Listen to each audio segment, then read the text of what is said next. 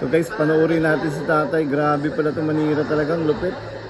Kala ko tsamba lang yung nakakaubos siya ng bola. Ito pa guys, oh. Grabe naman yun. Ang galing ni tatay. Last 4 balls. Tatay, talbog-talbog. Ang lupit naman ng mga boss. Ang sarap ipusta dito yung lupat bahay. Sigurado magiging mansion mga boss.